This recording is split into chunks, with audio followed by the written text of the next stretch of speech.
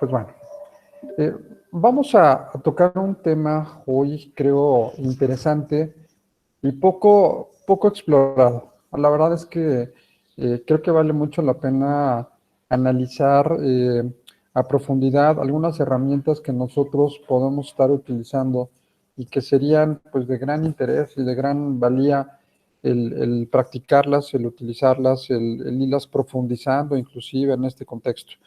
Entonces, voy a ponerles una presentación. Les pido por favor si me confirman que se vea con claridad. ¿Sí? ¿Se alcanza a ver?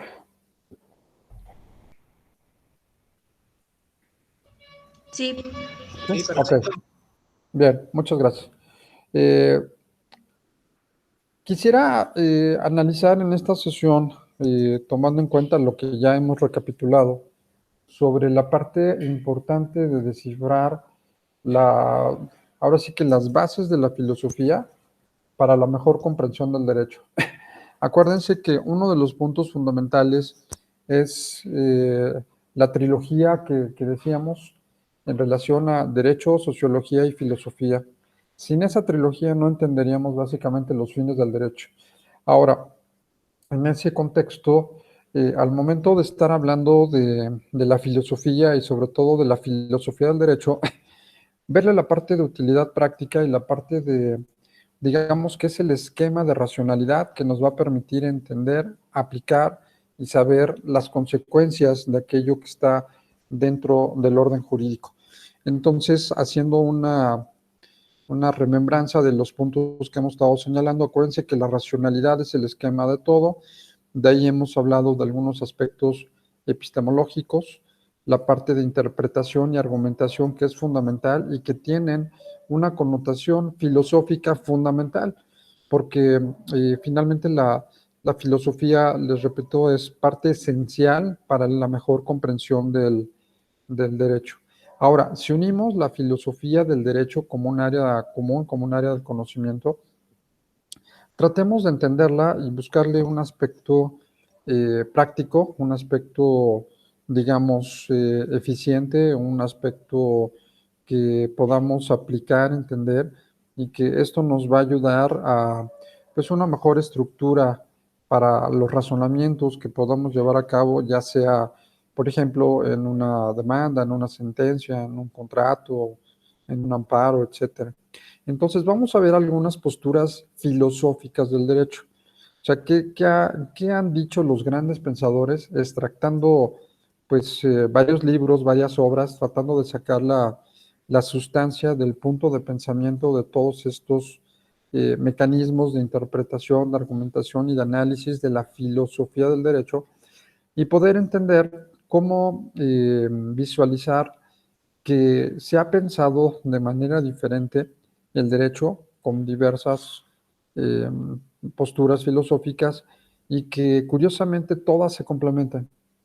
Es increíble cómo se puedan generar puntos de diferencia. Vamos a ver 22 puntos ahorita, 22 puntos de aspectos que puedan tener cierta coincidencia, pero en su naturaleza diversas formas de pensar filosóficamente al derecho. Entonces, por ejemplo, Tales de Mileto hablaba de la racionalidad del derecho. Quiere decir entonces que necesitamos pensar un poco, aquí me basaré en la postura de Descartes, que ya habíamos comentado, la parte de la racionalidad, ya ven que él utilizaba la duda del método, entonces la racionalidad, para entender el derecho tenemos que pensar. Tales de Mileto insistía en su postura filosófica que el razonamiento es la parte fundamental para la justificación del derecho. Entonces, primer punto, no dejar de considerar a la racionalidad como un elemento fundamental para el conocimiento jurídico. Luego, otro también muy importante, Heráclito de Éfeso. Eh, el derecho es el devenir de la realidad básica. ¿Qué quiere decir con esto? El derecho es el devenir de la realidad básica. La realidad es lo que estamos viviendo ahorita.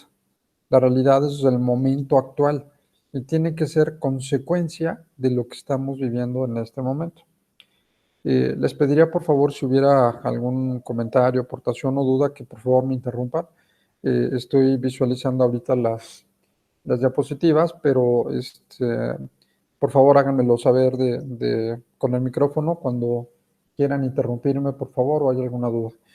Entonces, en este orden de ideas, el devenir de la realidad básica de Heráclito nos maneja el entendimiento vinculado a lo sociológico. Él tomaba un poco el esquema que ya también comentamos de el derecho como consecuencia de la realidad básica. La realidad básica, vuelvo a lo mismo, es la realidad actual, es la realidad mínima, es la realidad que necesita un ente vivo, como es una sociedad, que existan principios, que existan ordenamientos y que existan normas que permitan una adecuada convivencia. Entonces, fíjense, ya tenemos que el derecho se tiene que pensar. El derecho es una consecuencia, es un devenir de lo que está sucediendo en este momento. Ahora, Pitágoras, por ejemplo, él hablaba de la filosofía racional moderna. Al hablar de la filosofía racional moderna, habla de utilizar a la filosofía como un mecanismo eh, general, indivisible del derecho. Antes, por ejemplo, no sé si a ustedes les pasó, pero al momento de estudiar la filosofía de manera independiente, filosofía pura, no filosofía del derecho, se manejaba como una área del conocimiento que pues nos invitaba a reflexionar, a razonar, a tomar diferentes puntos de vista sobre una misma circunstancia. Pero hablar de una filosofía racional moderna nos implica que la generemos, la utilicemos de manera permanente.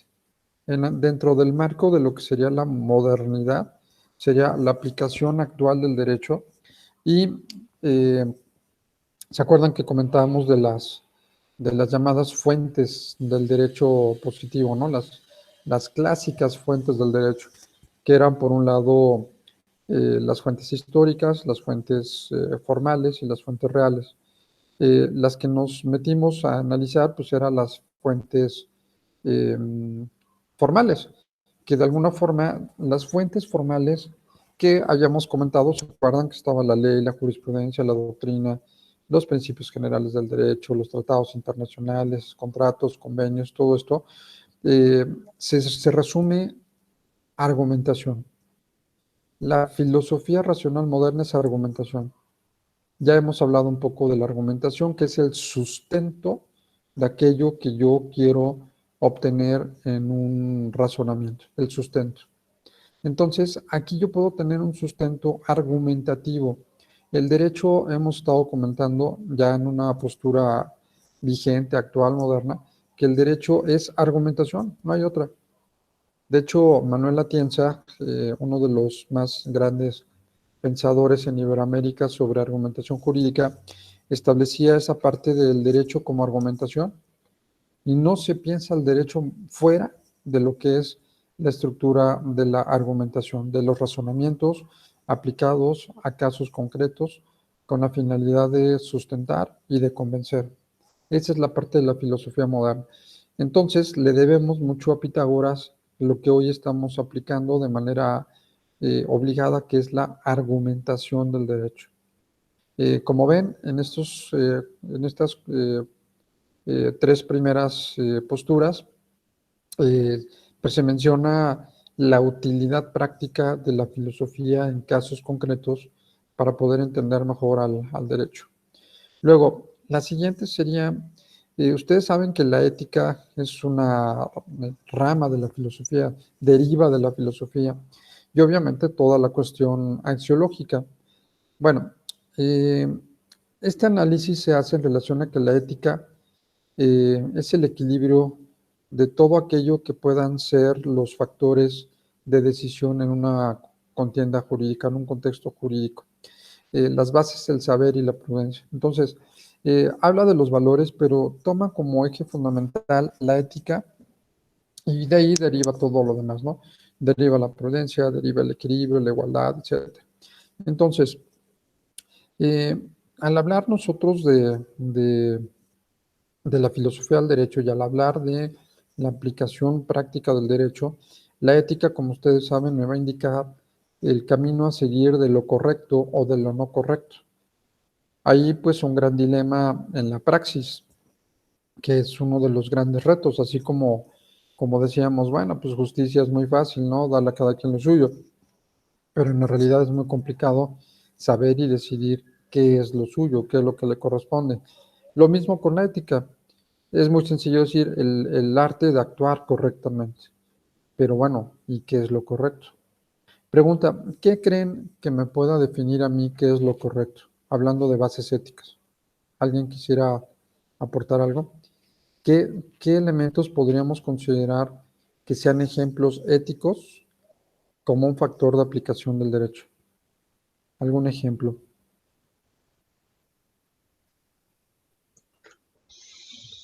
No, híjole. Como un factor de aplicación del derecho. Ajá. Como un factor de aplicación, como una base fundamental de la filosofía para la aplicación actual del derecho, entendiéndose a la ética como el arte de actuar correctamente. ¿Qué ejemplos podemos tener del arte de actuar correctamente?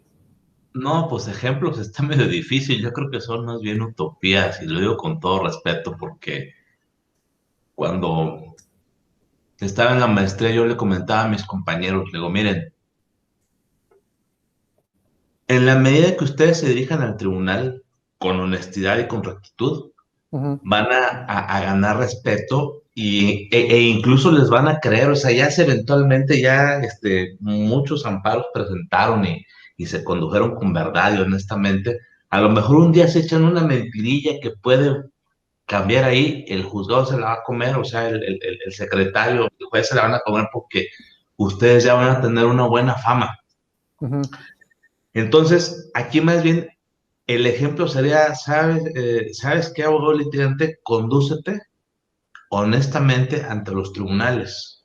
ujú. O sea, mejor que te hagan apoderado que te andes fusilando la firma, porque a veces Claro. son tus ganaderos Ujú, y por estar aventando la firma a tu cliente abogado, viene el perito y dice, no, pues ¿sabes qué? Ni la de la demanda, ni la del escrito aclaratorio, ni la de la ratificación tienen el mismo origen gráfico, caray, pues y ahora. ujú, Entonces, eso a uno que está en un tribunal federal, si uno se le va, pues de entrada, pues la regañada, ¿no? ujú, El jefe, y luego los compañeros así se le quedan viendo así con cara de, híjole, qué güey eres, ya ni la riegas, o sea, ujú, entonces, luego uno ve al abogado, se lo encuentra en el pasillo y el abogado lo ve así, con esa mirada de brillo, así de que le te engañé y, ay, nomás uno pasando vergüenzas. Entonces, a la próxima demanda que me llegue de ese abogado, la reviso con lupa ujú, y le estoy buscando errores porque ya me hizo a mí caer en un error, entonces yo me quiero evitar la bronca de admitir una demanda que no debe admitir. ujú, Y vaya, a lo mejor esto no es muy ético porque pues se supone que yo le tengo que dar el trámite, yo tengo que confiar en la buena fe del litigante, pero si el litigante ya me ha hecho una o dos o más, pues entonces yo ya no voy a confiar en él, o sea, ya sus demandas se van a enfrentar a un escrutinio estricto y riguroso, porque pues qué vergüenza que me regañe el jefe, qué ujú, vergüenza que mis compañeros me digan, y luego te da más coraje encontrarse al litigante ahí en los paseos del juzgado y que lo veas de, éjele, éjele. Entonces, aquí el ejemplo sería conducirnos con verdad, honestamente, ante los tribunales. O al ujú, menos hacerlo en la medida de lo que estamos planteando. Digo, sé que hay veces también que pues, en un litigio, pues, yo bajo protesta de decir verdad digo esto, lo que se hizo, lo afirmativo, pero a lo mejor me callo lo que se dejó de hacer. ujú. Sí, Entonces creo que más o menos por ahí va en cuanto a la conducta del abogado, ¿no? O sea, del litigante. sí, sí, Y estoy de eso acuerdo. además les da ganar respeto, perdón. No, no, adelante, sí, sí, sí. Adelante, perdón. No, no, o sea, eso, yo quería decir que un litigante que se conduce así ante los tribunales gana mucho respeto, Ujú, porque dice, ah, sí es cierto, o sea, lo que él me transcribe, sí, sí es correcto. Si me invocó esa tesis viejita, hay que buscarla porque ese sí no le cambia las palabras. Porque hay unos que se ujú. avientan sus jurisprudencias que uno dice, ay, Sí, sí es cierto, ¿no? sí, sí, sí, sí, las inventan. ¿Sí? Y ya, cuando uno ya dijo, no, pues esta jurisprudencia, pues sí, sí le da razón, pero a la hora que uno la está buscando en el JUS para apoyar lo que está argumentando, Ujú. le cambió tres, cuatro palabritas que ya le cambiaron el sentido a la jurisprudencia. Entonces uno, qué horror, me voy a tener que aventar otro proyecto. Sí, sí, sí es cierto, porque hubo un engaño y falta de ética, ¿no? Sí, sí. Vaya, yo pienso que sí es falta de ética, aunque otros pudieran decir, no, bueno, pues eh, un litigio es una guerra y en la guerra y en el amor todo se vale. Ujú. Muchas No, no, gracias. no, pero gracias. No, pero yo creo que eso es un factor fundamental. Uno de los, no sé si lo habíamos platicado, pero uno de los proyectos que hay sobre la figura del neoconstitucionalismo ha sido el generar una nueva teoría del derecho. Ahí está la parte de la filosofía del derecho, como les decía, en la parte de interpretación y argumentación, pero también una nueva teoría del derecho. Y en la teoría del derecho de los grandes pensadores se quiere erradicar la función de la sanción como forma de cumplimiento de la norma jurídica eh, coactivamente. Entonces, imagínense que existe un marco jurídico que no tengan sanciones. Pues bueno, obviamente pensaríamos que no todo el mundo tendríamos la capacidad de cumplirlas si no hay una sanción. De hecho, ese ha sido por muchos años el mecanismo de presión para el cumplimiento de normas. Si no lo cumples, te voy a sancionar. Pero otros sistemas jurídicos que ya están permeando en una visión diferente en la postura del neoconstitucionalismo, se ha basado precisamente en el esquema de quitar la sanción y entonces generar un cumplimiento por convicción. Ese es el gran reto, cumplimiento por convicción. No me sanciones, porque igual la sanción en un acto de rebeldía, pues aunque me sanciones lo haría, ¿no? Sino explícame y tratar de entender el por qué no debo hacerlo. Les pongo un ejemplo. ¿Por qué en países europeos no hay una ley ni una sanción por tirar basura? En México hay una ley que sanciona a quien tire basura y aquí si tiramos, ya ya no tiramos. Eso es cuestión de cultura, de educación, doctor. Exacto, exacto. Esas son las palabras, precisamente. A ese punto es al cual está llegando el derecho. El derecho se ha sobrelegislado. México es el país que tiene más leyes en el mundo. Entonces, si somos el número uno en leyes, deberíamos de ser un país de primer mundo también, porque pues, tenemos leyes para todo. Y si la ley es el instrumento eficaz para resolver todos los conflictos, pues entonces el resultado tendría que ser que viviéramos en una sociedad pues muy sobresaliente. Y no es cierto. Hay muchas leyes que no se cumplen. Hay muchas leyes que violan derechos humanos, hay muchas leyes que son creadas solamente por tintes políticos. Entonces la ley no es la respuesta. Tenemos que entrar a la racionalidad y tenemos que saber que de repente las palabras fundamentales para enseñar derecho ya no es tanto la ley y la imposición de una sanción, sino regresar a la parte de la persona humana, analizar el valor de la persona humana y empezar a hablarles de estos temas, de ética, de valores, de responsabilidad. Ahí es cuando vamos a encontrar un cambio radical. Antes no. Antes que sí entiendo que muchos litigios son guerras y nadie me dejará mentir que habremos tenido por lo menos un caso que hayamos conocido de que se fabricaron pruebas, o efectivamente se alteraron la firma de alguien o presentaron un documento falso o en fin, sabemos que, que, que esto existe, no tenemos que ser ajenos a una realidad y sabemos que desgraciadamente así se preparan muchos procesos. Ahora, el problema es qué tenemos que hacer. En la nueva visión del derecho, la ética es un factor fundamental para entender los fines propios del derecho. Hay un ejemplo que es muy ilustrativo.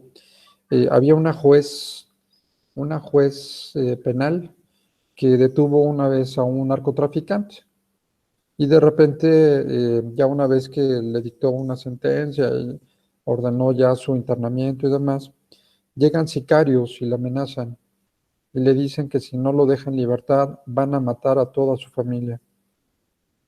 ¿Qué tendría que hacer esa juez?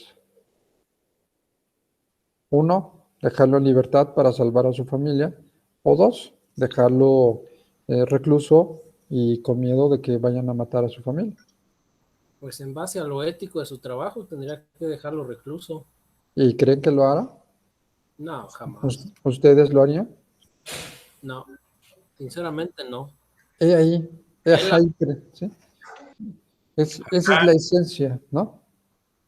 Acá incluso en la judicatura Ujú, no hay un programa, no hay algún curso para ujú, funcionarios públicos que nos digan cómo actuar, o para funcionar o para mandos superiores, para servidores públicos, ujú, no hay un curso, no hay un protocolo de actuación que nos digan, oye, si te pasa esto, pues hay que ujú, hacer esto.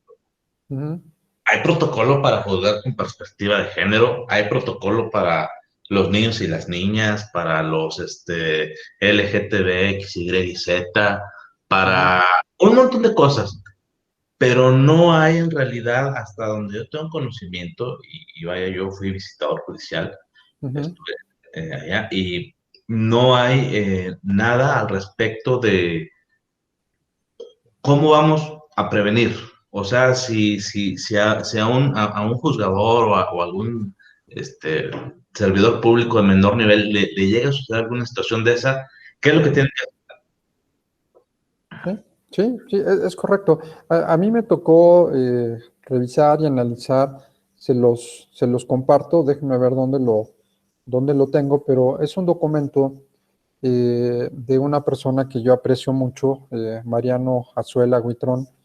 Él fue mi maestro en la universidad y a partir de eso hicimos una buena amistad. A la fecha sigo manteniendo una relación muy afectuosa con él de varios años. Él realizó el manual ético del Poder Judicial de la Federación, precisamente, un manual de ética. Y cuando analizamos ese documento, porque, bueno, me invitó a tomar ese curso, fue desde el inicio, fue muy emblemático porque era un cuaderno de trabajo en el cual venían estos ejemplos. Eh, cómo visualizar y tratando de poner algunas respuestas en este tipo de temas, de que, por ejemplo, existe violación a derechos, existe discriminación, existen muchas cosas en ejemplos tan simples como el decirle a un magistrado, oye magistrado, te voy a mandar a mi sobrino, atiéndelo por favor, y llega el sobrino y lo recibe antes de 4 personas que están esperando desde la mañana, ¿no? Ustedes dirán, bueno, ¿qué tan importante? Pues bueno, pues es que es tan importante el recomendado como la persona, el ciudadano común y corriente que llegó primero, ¿no? Y ahí en el manual de ética del Poder Judicial, les comentaba que al final de ese cuaderno de trabajo venía el diploma ya con la firma del presidente de la Corte, que era Mariano Azuela, y el nombre en blanco. Entonces, cualquiera podría decir, oiga, pues es que el presidente de la Suprema Corte está firmando un reconocimiento en blanco. Cualquiera puede poner su nombre y decir que tomó este curso. Y la respuesta del ministro fue esa. Sí, efectivamente, cualquiera lo puede hacer, pero cuando alguien lo ponga y no lo haya cursado, al momento de que lo ponga en su currículum o que lo vea a lo mejor en un marco, en su oficina, hay siempre un Pepe Grillo, ¿no? Hay por ahí un esquema de conciencia que nos va a estar diciendo esto no es correcto. No sé si me explico. Ahí es donde están las fibras sensibles de lo que estoy mencionando ahorita. Quiere decir entonces que eso es lo que tenemos que hacer para que el derecho funcione. Gentes que estén educadas en la parte ética gente que realmente ame su profesión. En el caso que les comentaba, pues a lo mejor la respuesta sería pues que renunciara a la juez, ¿no? Que renunciara, así ni matan a mi familia ni lo dejo en libertad. Pero otro me diría, bueno, y pues también necesito trabajar, ¿no? O sea, es justificado, pero tenemos que luchar nosotros por un Estado de Derecho. Realmente no escogimos una carrera fácil, no es una situación que digamos, es sencillo el actuar del jurista, sea la función que desempeña, ¿no? Como juzgador o como investigador, académico, defensor, etcétera. No es fácil, pero pues nadie dijo que era fácil y los retos están ahí. Entonces, esa es la, ¿cómo decirles? Es las entrañas, son las entrañas de aquello que nosotros tenemos que transmitir en un programa de filosofía del derecho. Es decir, ¿cuáles son los fines del derecho? ¿Para qué estudiaste? ¿Para tener una chamba? ¿Para tener oportunidades de estar en el sector judicial, público, etcétera? ¿O estudiaste porque realmente quieres ayudar a la sociedad, quieres defender a la sociedad, quieres hacer algo por la justicia? Eh, y sin embargo, todo esto pareciera que es secundario. No es importante, no es trascendental, no se enseña, no se transmite. Entonces, es más, desde la formación, vean ustedes cómo nos han formado por años. No se hablaba de los medios alternos de solución de controversias y las materias que llevábamos eran materias procesales para llevar a cabo todas las instancias ante los tribunales.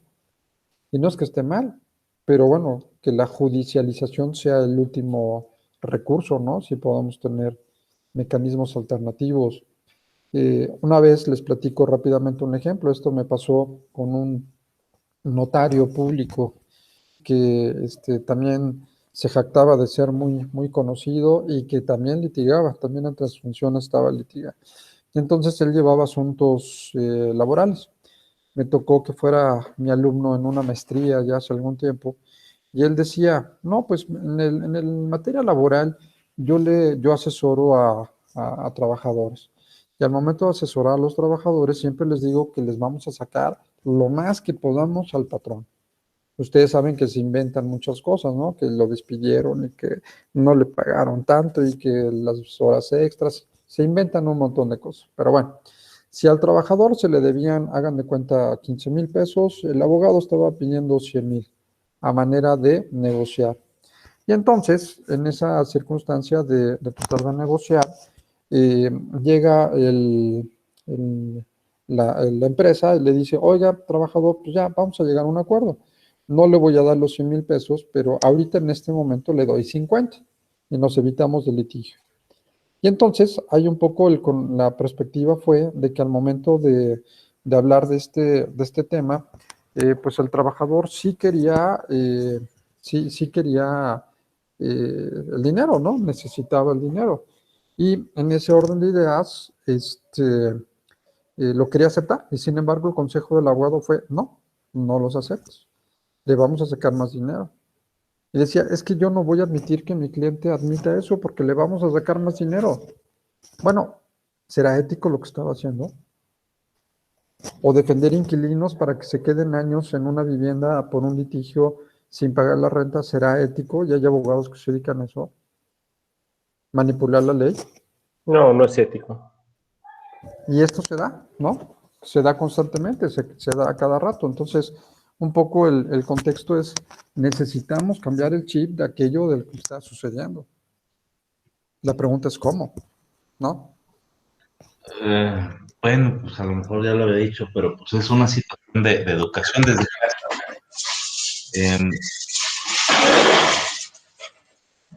A la Sí. escuela venimos o sea, vaya, bueno, pues uno va a la escuela pues a que le enseñen matemáticas, ciencias, español, no sé, pero Ujú, en la casa se recibe otro tipo de educación.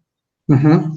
Entonces, pues, no pienso que ambas movidas son antiéticas y rigurosas, porque la del abogado laboral puede llegar un momento en el que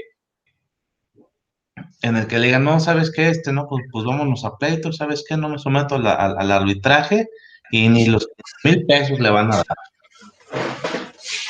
Y Sí, Y el de los inmuebles, pues,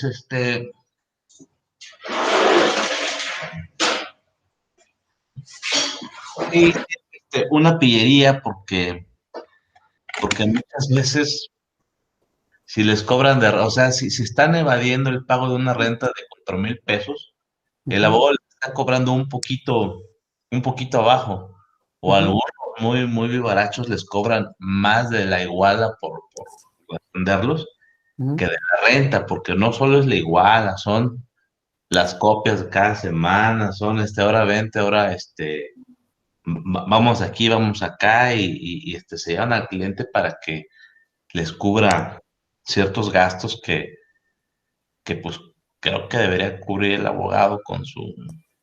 sí, con sus honorarios, ¿no? Exactamente, pero bueno, Pues, sí, o sea, ya hablamos de los supuestos gastos judiciales que en realidad pues no deberían de existir, pero bueno, fíjense cómo esta parte ética es un factor importante, es un factor que se genera como una postura de pensamiento, de reflexión, y que es una visión filosófica para comprender mejor al derecho, ¿no?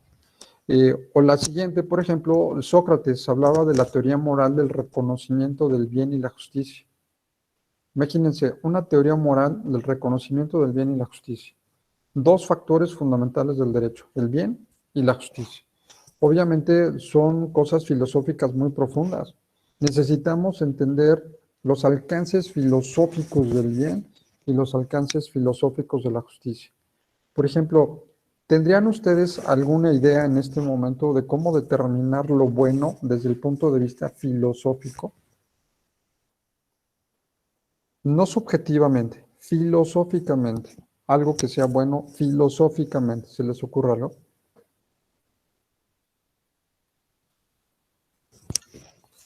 quizás ¿Cuál? algo que sea útil, Algo que sea útil. sí pudiera ser una excepción. Es que se me ocurren muchas cosas, o sea, porque, bueno, puede ser, em, híjole,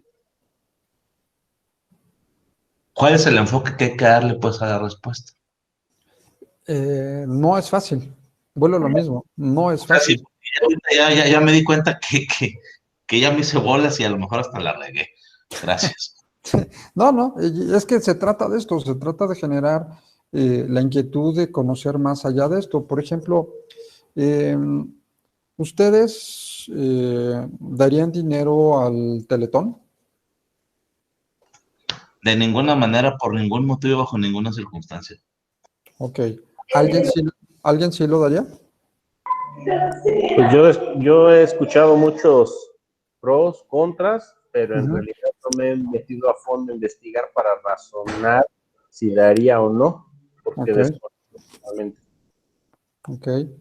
Muy bien. Digamos que sin entrar mucho en el contexto, pues es un programa donde piden dinero para ayudar a personas con discapacidad, pero lo hacen a través de medios masivos de comunicación como televisión abierta y pues bueno, buscando sensibilizar a la gente para conseguir pues varios millones de pesos y hacer centros de rehabilitación, ¿no? Digamos que ese es el contexto eh, genérico al cual, pues bueno, tiene al principio una causa, digamos, noble, ¿no?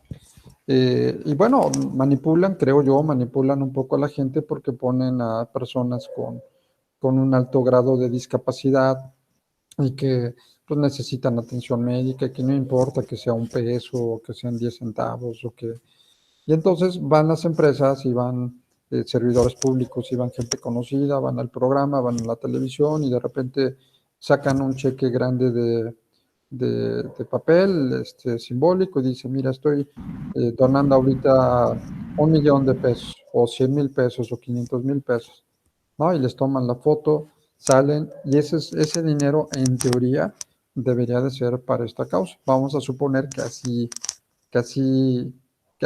así fue, ¿no? Y que sí llega, vamos a suponer que así es. Pero bueno, ¿será un acto bueno en una estructura filosófica? ¿Creen que sea bueno ese acto en el ejemplo de que yo soy una empresa, sí voy a donar, porque bueno, quiero que los niños con discapacidad tengan alguna ayuda económica, voy con 100,000 pesos, los deposito en el banco y salgo en la televisión y exhibo mi cheque de que estoy depositando 100,000 pesos para la causa. Bueno, ahí lo bueno depende, yo creo que de la pregunta aquí, si cuál es el enfoque. Es bueno para la empresa que está recibiendo la lana, porque pues a lo mejor es cash wash o Ujú, ilusión fiscal. ujú. Ahora, yo me pregunto, ¿los que están al frente del Teletón son hermanas de la caridad? O sea, ¿van y chambean y Gratis. hacen de gratis? No Ujú, creo. ujú. Pero bueno, a lo mejor tienen un corazón tan grande, unos sentimientos tan puros que sí lo hacen y a lo mejor el mal pensado hasta soy yo. Sí, no, yo tampoco creo que lo hagan Sí, sin ninguna. ¿Ustedes creen que Banamex tampoco cobrará algo por la intermediación de los recursos? O, en fin, bueno, pero no seamos mal pensados. Vamos desde el acto de voluntad de la persona a quien quiere ayudar. Y aquí entra un factor, por eso les decía que es importante, un factor que debemos de considerar filosóficamente para un acto bueno. Y el factor filosófico para el acto bueno es la intencionalidad del acto. Esa es la primera pregunta que ustedes deben de hacerse, la intencionalidad del acto. ¿Cuál fue mi intención? Y entonces habría que reflexionar. Pues quería donar, bueno, ok, la intención es buena, pero aparte vas a deducir impuestos, pues sí, y aparte vas a salir en el canal 2, sí, y vas a conocer a Lucerito, pues también, y vas a salir con tu cheque diciendo que eres una buena empresa, será publicidad para tu empresa, pues a lo mejor, ¿no? Entonces, ya no supe si realmente mi intención fue llegar y que parte de ese dinero que se roben, pero bueno, algo llegaría a estos niños indefensos, o no. Cuando les cambio el ejemplo, si yo quiero por intencionalidad realizar un acto bueno, ¿por qué no voy anónimamente y dejo el dinero y me voy a un asilo, a una casa hogar?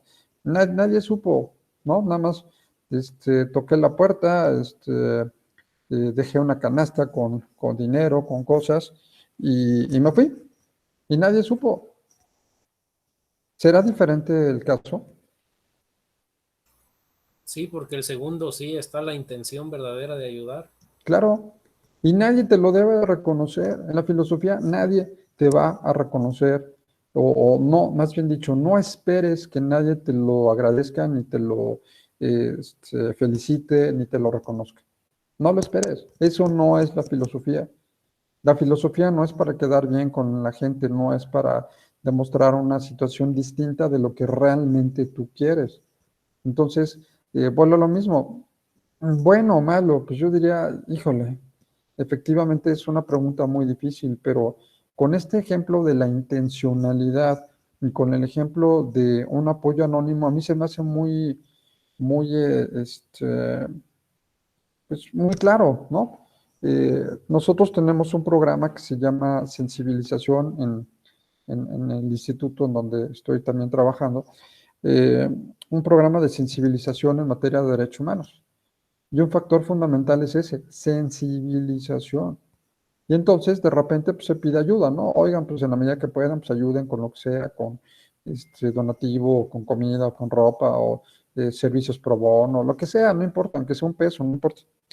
Pero habían personas que decían, ah, sí, oye, pero me vas a dar algo, un reconocimiento o algo. Le digo, sí, no, no hay problema, pues te lo damos, no pasa nada.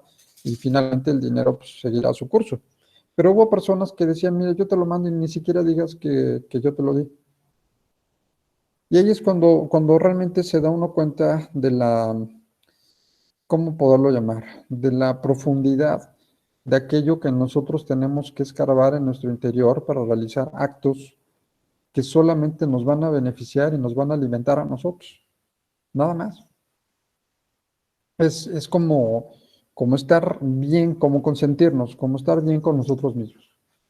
¿Lo queremos hacer o no lo queremos hacer? Eso ya es una decisión personal, ¿no? Pero no sé si me explico. Estas son las fibras sensibles que tenemos que tocar en la filosofía. Estos son los elementos que debemos de analizar para poder tomar las decisiones.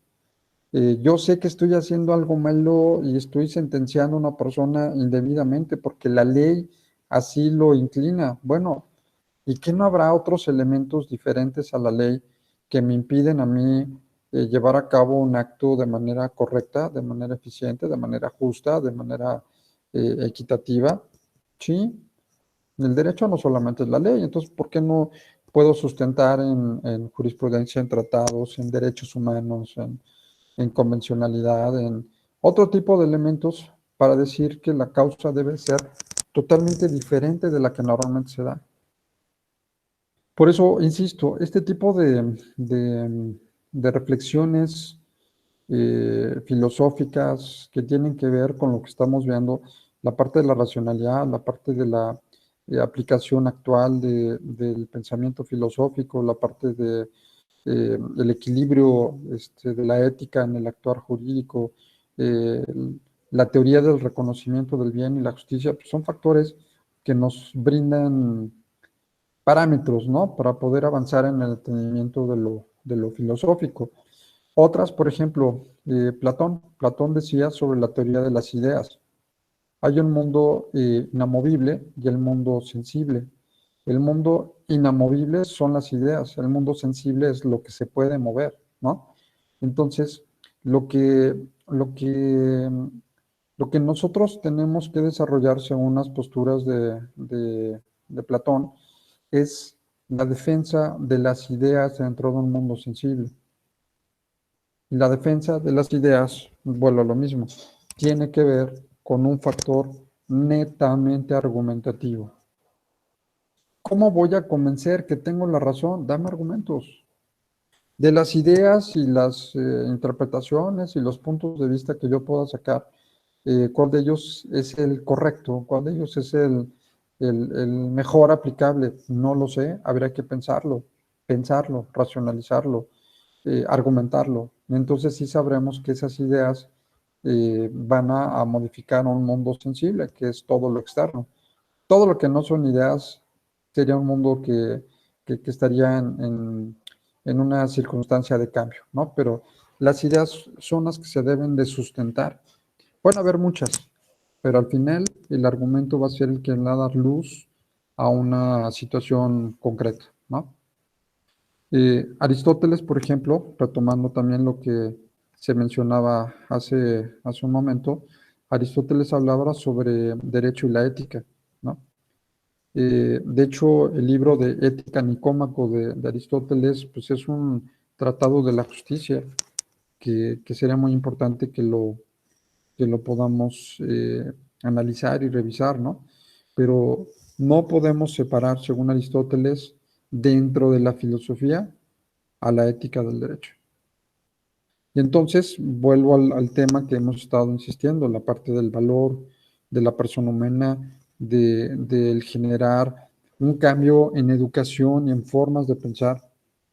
No es un cambio en estructura de generación de mayor número de normas jurídicas, sino es un cambio en relación a esquemas de formas de aplicar éticamente la norma jurídica. Si una norma no es ética, no tenemos la obligación de acatarla. Y ahí nos meteremos a conflictos, sí, por el sistema, pero ahí entran temas que ya, por ejemplo, el de la objeción de conciencia, que cuando no es correcta una norma jurídica aplicable, yo puedo argumentar la objeción de conciencia y dar los razonamientos por los cuales no apliqué esa norma jurídica y no me pueden sancionar, ¿sí? Me van a sancionar por defender la justicia, me van a sancionar por defender la vida, me van a sancionar por defender la libertad de las personas. Pues no, es que la ley así lo dice. Bueno, pues la ley está equivocada. ¿Quién la hace? ¿No? Vamos a tener a Paquita, la del barrio, también como diputada federal. Entonces, imagínense. Si tenemos ese esquema, pues creo que lo único que nos queda a los juristas es partir de estos principios filosóficos que me ayuden a alcanzar los fines propios del derecho. Epicuro, el hedonismo racional, ¿no? Eh, aquel placer, vamos a llamarlo así, aquel placer por desarrollar la inteligencia. Y créanme que es un factor muy interesante. Por ahí Mahatma Gandhi, por ejemplo, decía que el conocimiento es poder, ¿no? Es una herramienta muy poderosa, el conocimiento es poder. Y entonces, al momento de tener conocimiento, tengo poder. Y entonces se vuelve en un hedonismo racional porque vivimos, según recuerdan ustedes cuando platicamos, en el esquema de la filosofía de Descartes, que el hombre es perezoso por naturaleza, no le gusta pensar, ¿no? Acuérdense de aquello de cogito ergo sum, ¿no? Pienso, luego existo. Entonces, si no utilizo la racionalidad, no existo. Entonces, es como si fuera el éxtasis del ser humano el llegar a estos placeres racionales. ¿Cómo utilizar el conocimiento para el manejo de todo aquello que me rodea? Me refiero a cuestiones religiosas, éticas, jurídicas, etcétera, ¿no? En general. Pero aplicado a derecho es, conozcan el derecho desde las entrañas para que lo puedan explicar, ¿sí? San Agustín, por ejemplo, defiende la verdad de las verdades lógicas. San Agustín fue un gran eh, eh, colaborador, digamos, para la filosofía del derecho en cuanto a varios esquemas. Por ejemplo, en alguna ocasión se decía que para San Agustín el derecho era felicidad. Y entonces algunos le preguntaron, oiga, pues está muy escueto, ¿cómo felicidad? Pues sí, pues es que imagínense una sociedad, un grupo de personas que respetemos las normas y que vivamos armónicamente, pues eso sería la felicidad. Abarcaría todo el respeto al orden jurídico. ¿Puede producir felicidad? Claro, porque estaríamos defendiendo nuestros derechos, ¿no? Ahora, las verdades, defiende la verdad de las verdades lógicas. Y pone un ejemplo. La lógica ha sido un factor tradicional para llegar a conclusiones. ¿Se acordarán ustedes de los llamados silogismos? De hecho, Eduardo García Maínez tocaba en sus diferentes obras algunos silogismos. Si A es, debe ser B, y si no es C, ¿no? O sea, si yo mato a una persona, debo ser sancionado. Si no lo maté yo, debo de ser exonerado, ¿no? Si A es, B, y si no es B, entonces es C. Los silogismos, que la premisa mayor y la premisa menor y las conclusiones eh, sirven, no digo que no, sirven, pero no llegar a concluir que eso sea una verdad. Ya lo habíamos platicado desde aquellos, digamos, elementos para definir qué era lo verdadero.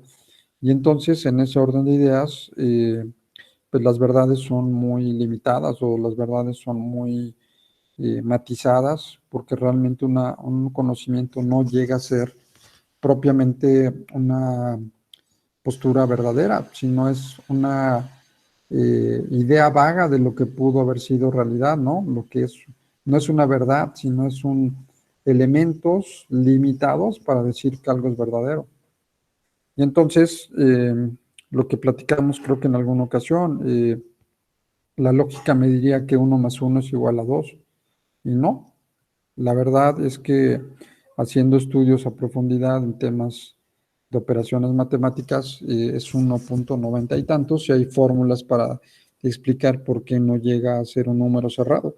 Pero es más fácil explicar el 2 que meternos al 1.97 con un montón de fórmulas, ¿no? O siempre 1 más 1 es igual a 2, no, porque si yo tengo, por ejemplo, una gota de agua y la uno a otra gota de agua, no tengo 2 gotas de agua, tengo solamente una. Entonces la lógica pierde toda su naturaleza con ejemplos claros que pueden ser refutables. La lógica no responde, por ejemplo, la existencia de Dios, ¿no? Por poner un ejemplo. No es lógico que Dios exista. No hay evidencia de que Dios exista. No es congruente la existencia de un ser supremo. Y sin embargo, dentro de la filosofía podríamos decir que es cierto que no hay evidencia clara y contundente de que existe, pero tampoco existe evidencia clara y contundente de que no existe. Y si no tenemos elementos para justificar que no existe, entonces es tan válido decir que sí y tan válido decir que no. No sé si me explico. Entonces, en esta secuencia, lo que podríamos decir que sería la verdad lógica pierde todo su contexto, pierde toda pues sí, toda su validez formal por muchos años, de que antes pues nadie iba a dudar de aquello que lógicamente se nos presentaba. Temas, por ejemplo, si yo estoy viendo que una persona le dispara a otra con un revólver y lo mata, la lógica me diría que él es el responsable. Pero no, porque ahorita ya con toda esta contienda de las neurociencias podríamos decir que quizá no estaba en condiciones neurológicas para poder tomar decisiones por el manejo propio del cerebro que le impidió tomar una decisión bajo el libre albedrío. ¿Sí? Entonces, no sé si más o menos vamos ubicando la importancia de las diferentes formas de desentrañar la raíz, el origen de lo que es el conocimiento jurídico, ¿no? Averroes, por ejemplo, decía que la religión y la ciencia son partes fundamentales del conocimiento filosófico del derecho. La religión y la ciencia.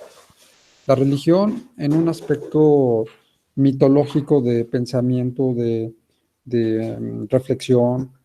No sé si se han puesto a pensar, pero muchas de las religiones, si ustedes profesan alguna, de una u otra manera me llevan a una escala de valor, ¿no? Entonces, de repente yo puedo establecer que hablan en cierto punto de la verdad y en cierto punto del respeto o del, no sé, la libertad, algunos valores en base a la corriente ideológica, pero todas, creo yo que todas pueden tener algo rescatable y obviamente eso vinculado con el conocimiento científico.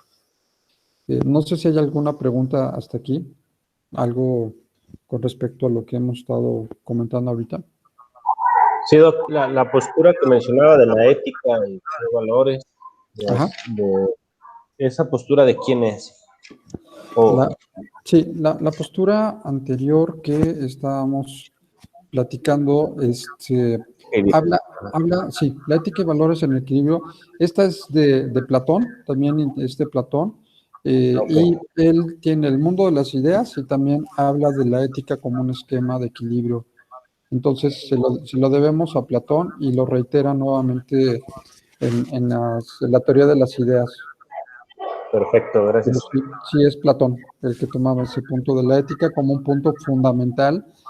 San Agustín también lo tocaba un poco, pero él se iba más sobre la estructura del pensamiento a la luz de, como él era religioso, finalmente tenía un matiz más teológico, ¿no? Más, con una visión más teológica, pero sí, la parte ética se le añade a Platón. Perfecto, gracias. No, ¿alguna pregunta? ¿No? Ok.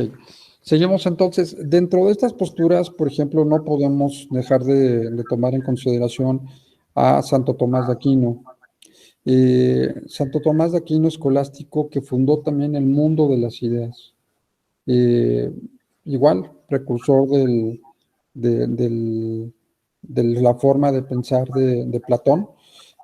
Necesariamente tenemos que entrar a un esquema fundado de generación de ideas. No recuerdo si lo platicamos en alguna ocasión, de que muchas veces ha tenido un grave error al momento de tratar de transmitir un conocimiento jurídico, porque buscamos, o al menos se ha tratado de hacer por muchos años, que en el esquema tradicional era llegar a un conocimiento deductivo, o sea, de un conocimiento general. Siempre queríamos llegar a una definición, a un concepto, a una idea, y ahí enfrascarnos. Ahorita es al revés, tomando en cuenta la filosofía, e inclusive lo están tomando los grandes tratadistas hoy día, es generar ideas, De eso estamos ávidos, de generar nuevas ideas. De aquí surge también mucho el pensamiento que les decía de volver a pensar lo ya pensado, la parte del repensamiento. Y entonces lo que se pensó se puede volver a pensar. ¿Y quién nos ha dicho que lo que se había pensado era lo correcto? A lo mejor eh, volviéndolo a analizar o volviéndolo a revisar, pues tiene una connotación distinta. Y lo que se pensó se puede volver a pensar, y otra vez, y otra vez, y otra vez, y otra vez, hasta llegar a deducir y sacar las ideas finas de algo que muchas veces tenemos un grave error. Leemos, pero no entendemos. O tratamos de entender alguna idea, pero no llegamos a profundidad porque no nos vamos más allá de lo más elemental. ¿Me explico? Por eso cuando hablamos de la visión epistemológica, pues es importante tener un punto de partida, es importante tener un conocimiento mínimo de aquello que nosotros queremos sustentar. Mínimo, no podemos quedarnos en dudas y en el limbo siempre en todos los conocimientos, pero sí que se generen ideas de seguir profundizando y profundizando y profundizando. Ese es el gran reto, ¿no? Eh, como, por ejemplo, en la parte filosófica de las grandes reflexiones que hizo, por ejemplo, Aristóteles en relación a la justicia. Como decíamos, justicia, bueno, es muy sencillo, darle a cada quien lo suyo, pero entonces Aristóteles se puso a pensar, bueno, vamos a estudiar ahora qué es lo suyo, y sacó algunas ideas interesantes. Es que no podemos hablar de justicia en general, tenemos que hablar, por ejemplo, de una justicia legal, la que deriva de un tribunal, o a lo mejor de una justicia social, cuando la propia población es la que toma decisiones y actuaciones por sí misma, o una justicia teológica o religiosa, ¿no? Cuando decimos es que va a haber una justicia divina, ¿no? Bueno, entonces son diferentes formas de buscar y de encontrar lo suyo. ¿Cuál de estas será? No lo sé. ¿Cuál de estas será la más importante? Ese es el gran reto, seguirla pensando y analizando, porque no podemos dejar, y esto es muy importante, no podemos dejar eh, el conocimiento siempre a un rango de subjetividad. Es decir, es que para una persona es una cosa y para otra es otra cosa. No podemos partir de subjetividad. Por ejemplo, ya les dije un parámetro importante para definir lo bueno, ¿no? Que en este caso estamos hablando de la intencionalidad del acto. Vamos a la intencionalidad del acto. ¿Realmente tu intención fue querer ayudar a alguien? Sí. ¿O realmente querías quedar bien, ¿no? ¿Cuántas veces, por ejemplo, vemos a una persona en la calle, la ignoramos y nunca le damos dinero? Pero vamos acompañados o quiero quedar bien con alguien y saco mi cartera por quedar bien, le doy dinero. ¿A esa persona le benefició? Sí. Esa persona pues, se llevó dinero a su casa, ¿no? Pero también es cierto que no lo hice con la intención de ayudarlo, sino de quedar bien. Entonces, siempre el factor de intencionalidad será un esquema para tratar de entender aquellos puntos que normalmente se considerarían como de carácter netamente subjetivos. René Descartes, pues ya lo hemos estado comentando, ¿no? La duda metódica, siempre habrá un conocimiento que puedas dudar de que realmente es verdadero. Entonces duda, replantéalo, revísalo, cuestiónalo y trata de llegar a un conocimiento más profundo. No todo aquello que se te ha dicho es verdad.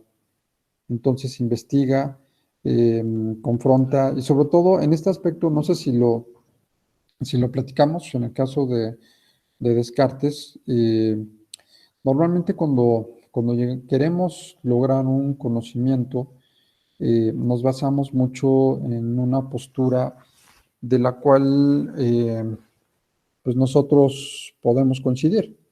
Pero ustedes que van a hacer una tesis de doctorado, es muy importante, por ejemplo, que no tomen solamente una postura ideológica, porque si no su conocimiento estará limitado.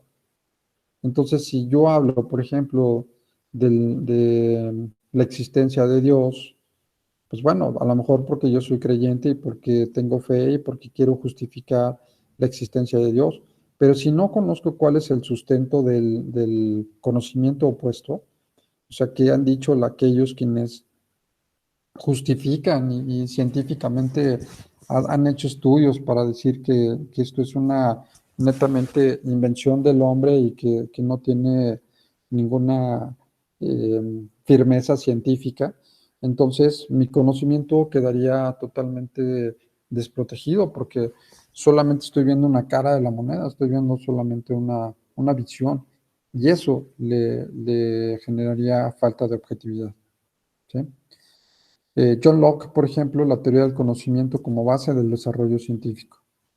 Si no tengo un conocimiento como base, no puedo desarrollar, obviamente, un conocimiento superior, un conocimiento científico sería un conocimiento más profundo, ¿no? Un conocimiento más desarrollado, mejor elaborado. Entonces, según John Locke, pues bueno, yo aquí les preguntaría, ¿y qué tanto sabemos del derecho? ¿Qué tanto podemos decir que sí sabemos? ¿Y qué tanto podemos decir que no sabemos? Y créanme que aunque sean varios años de estudio, podemos decir que es más lo que no sabemos que lo que sabemos. Y ahí es cuando se pierde la objetividad, de decir, bueno, pues ya sé todo, ¿no? Ya terminé mi doctorado, ya puedo decir que soy un conocedor del tema. Pues no, tengo desilusionarlos porque, por ejemplo, en Europa ya hay postdoctorados y es un nivel superior al doctorado y a lo mejor van a sacar otra cosa más adelante y la idea es que nunca se deje de estar actualizando en aras de lograr una mejor comprensión. Por eso Locke nos decía, tienen ustedes una teoría del conocimiento, pero debe de ser base para un conocimiento del desarrollo científico. Hume, conocimiento a través de experiencia sensible. Él decía, bueno, ¿se acuerdan que decía Descartes, tomando un poco lo de la conceptos y principios de verdad? Lo que es verdadero es lo que se piensa y lo que se siente, ¿no? Hume se iba mucho sobre la experiencia sensible. Y entonces decía, ¿cómo puedo explicar, eh, por ejemplo, y esto no es tan fácil de explicar, pero vamos a suponer, eh, ¿cómo podría yo a lo mejor transmitir un conocimiento sensible para que realmente se entienda lo que quiero expresar? Y pongo un ejemplo. Eh, no sé, si ustedes tienen algún familiar o tienen alguien querido, ¿cómo le expresarían que realmente le tienen ese cariño? ¿De qué manera lo harían? Pregunta. Pues con hechos que lo hagan sentir bien. Ujú. Con afecto, directo, con abrazo. Ok. Me gustó la última parte, con hechos, con afecto, con abrazo. Yo me iría a la última.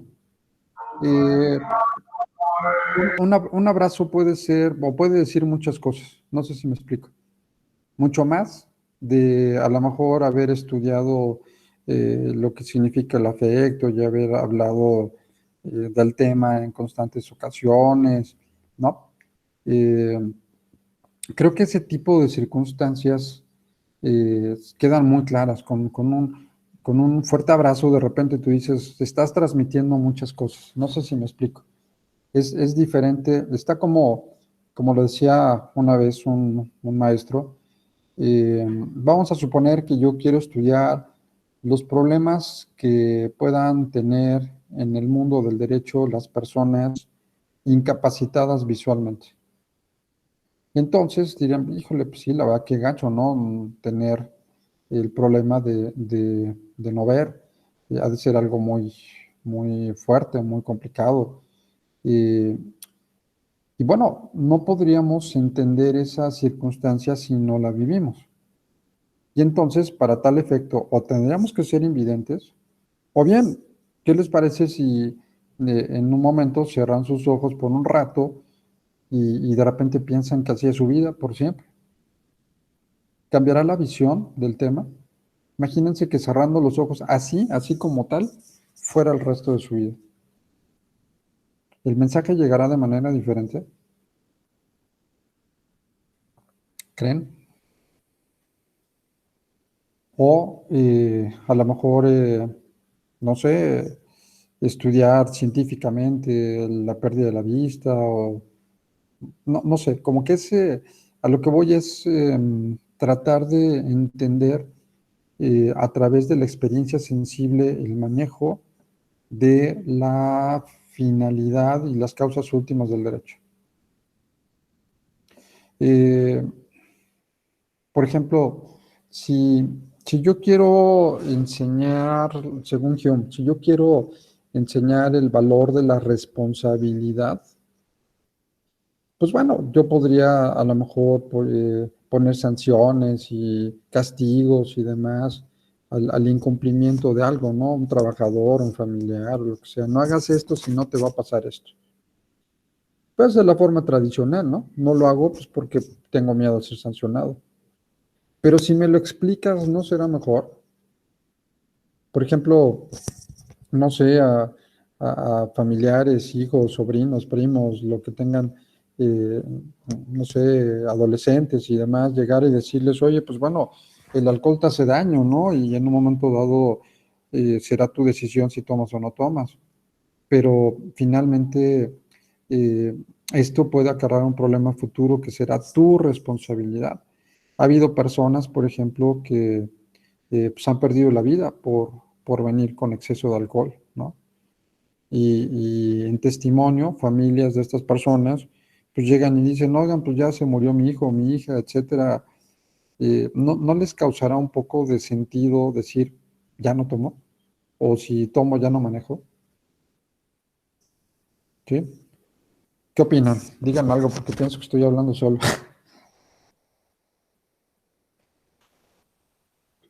Siento que, no sé si me escuchan porque he Ujú, batallado con mi internet, ujú, pero siento que aquí para que podamos apreciar, no apreciar, simplemente poder tomar una determinación, nos tiene que estar pasando en el momento, sí, debido a que el cerebro, lo que decía, si yo cierro los ojos, si así será la vida de ciego, voy ujú, a reflexionar, sí, pero no estoy pasando, porque ese momento que abra los ojos, vuelvo a la realidad misma exacto. y no tengo el momento, pero si por un accidente nos pasara eso, ácido, un golpe y pierdes la vista, es donde Ujú, ya reflexionas y valora, ya pues va a ujú, ser tarde, sí, siento y es, analizo y veo es cuando cierto, sea sí, alguien que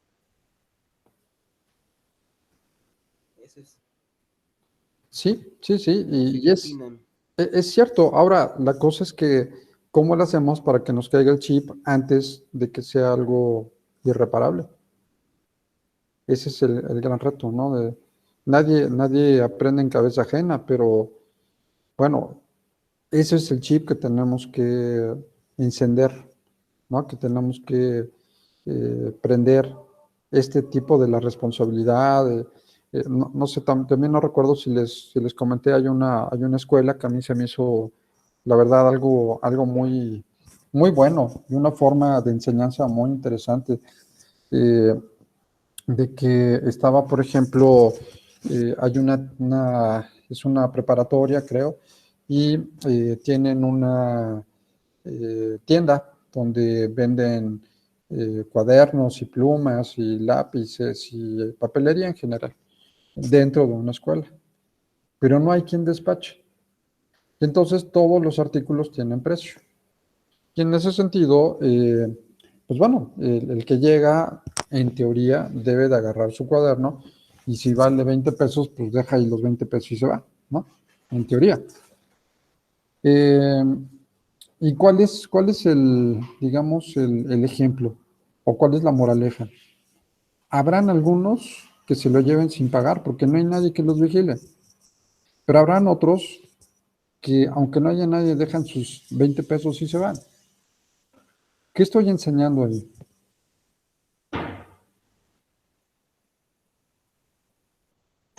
No, pues un chorro de cosas, enseñando eso, La enseñando honestidad. respeto, honestidad. Sí, honestidad, ¿no? Respeto, No sé. Y aquí lo importante es que, ¿cuánto me va a costar ese ejercicio, ¿no? O ese experimento, por llamarlo así? A lo mejor le voy a invertir, ¿qué les gustaría? 1,000 pesos en no sé cuántos cuadernos, plumas y bla, bla, bla. ¿Y cuál va a ser el resultado? ¿Realmente me pagarán y dejarán el dinero ahí? ¿O se los llevarán porque tienen la oportunidad de llevárselo? Pues va a haber de todo, unos van a pagar, otros se van a llevar, todo viene de la cultura, la educación que traigan, los valores, todo. Les voy, Y ¿Sí? puede quien lo haga ahí, voy a platicar pero algo que pueda me salir a pasó, otra lo tienda viví. y en algún otro lugar ya no respete ese tipo de reglas. Ujú. Sí, pero bueno, un poco la pregunta sería, ¿y si 10 de uno lo hizo, habrá valido la pena? Sí, porque está cambiando una voluntad, está generando algo. Claro, claro. El chip a un chavo. Eh, Es lo que tenemos que hacer desde casa, desde que nacen, Claro. formarlos así. Claro. De hecho, Teresa de Calcuta decía que no podíamos cambiar el mundo, pero sí podemos cambiar el mundo de las personas que estén a nuestro alrededor. Entonces, no voy a cambiar todo lo que está mal en el mundo, pero si transformo el mundo de una sola persona, ya por lo menos mi vida tuvo sentido. Una persona. Ya con que cambiemos Ah, nosotros, con eso ya. bueno, sí, tienes razón. Empezando por nosotros, tienes razón. Sí, es cierto. No puedo hacerlo si yo no lo hago, no estoy convencido, no profeso, pero si por lo menos tengo esta mínima idea y lo transmito y a uno se le quedó, ya podemos decir que filosóficamente tuvo sentido el haber pasado por esta dimensión, ¿no? Y a lo mejor ese uno va con otro y ese otro con otro y eso, y así va a ser un efecto lento, muy lento, pero es el único seguro para poder transformar. No es de más leyes. Sí, Si me escuchan, sí, les comparto sí. algo que me pasó, nunca Sí. se me ha olvidado y me queda en mí. Hace como 10 años, 11, Ujú, en Los Ángeles, California. Fui a ujú, visitar a un hermano, ujú, andamos en el mero centro y pues uno fascinado viendo todo. ujú, Se me hizo fácil poner una cora, un $1/4 a una de esas máquinas que son las de que te dan periódico, te venden un periódico por un ujú, quarter, una corita que le llaman. ujú, Le puse, mi hermano ni cuenta se dio, le puse eso y agarré como 10 periódicos, ahí tiene como 30 y agarré como 10, los que me cabían en la mano. ujú, Y los saqué, entonces me los vio mi hermano, me dice, ¿y eso qué? Pues no, pues le eché la cora y se abrió la caja y no salió uno, sino que podías agarrar los que quisieras. Y ujú, me dijo, no manches, así, bueno, con otras palabras, digo, no mames, me dijo, para empezar está en inglés, tú en inglés sabes. Dice, ujú, y si le metiste la cora es para que agarres uno.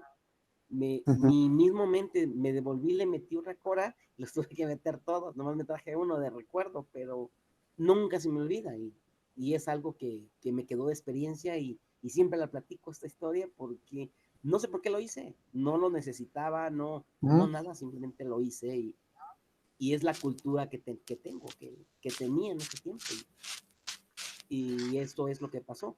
Lo mismo lo viví hace 3 años en París. Llegué a un centro comercial y efectivamente eché todo al carrito, pero no hay quien te cobre, no te cobraban, simplemente dabas, metías la tarjeta. Ujú. Y mi mente empezó, y si echo de más y no hago como que lo pasé, pero no. Y me acordé de esa fe de hace 10 años y dije, no, estoy bien mal. Entonces sí nos falta mucho culturizarse. Es Sí, eso, siento que es ello, no es que lo necesites ni qué tanto te puedes ahorrar, sino ahí que es donde traemos tenemos ese que chip bien trabajar. insertado. Sí, sí, ese es el punto en el que tenemos que trabajar. Y necesitamos encenderlo para que realmente esto cambie. Muchos de los grandes problemas es educación, es conciencia, es regresar al valor de la persona humana, el respeto, la prevención. ¿Para qué quiero yo leyes que castiguen? Mejor que prevengan, ¿no?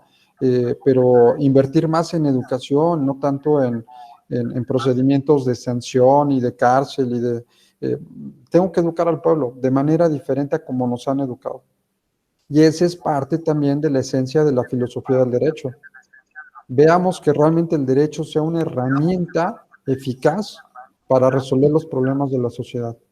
Pero hay que entenderlo. Hay que entender todo lo que implica el contexto de derecho, todo lo que abarca, cuáles son sus fines. Y uno de sus fines es vivir armónicamente en la sociedad, ¿no? Uno de tantos, ¿no? Pero bueno, muy bien, pues si no hay ninguna otra pregunta por ahí, les agradezco mucho. Les voy a mandar por ahí la presentación, creo que no la subí a Classroom, se les voy a subir, pero independientemente de esto, les voy a mandar el sustento de todas estas bases filosóficas que hemos estado comentando. Es un resumen, son ideas, extractos de algunos de los pensadores que han tenido un gran impacto en el mundo del derecho y que saquemos ideas. La idea es sacar ideas sustentadas en las grandes teorías filosóficas. De eso se trata. ¿Sale? Muy bien, pues muchas gracias. Nos vemos la próxima semana. Saludos. Hasta luego, doctor. Muchas gracias, compañeros. Hasta luego. Gracias, doctor. Hasta luego. Buenas noches. Buenas noches.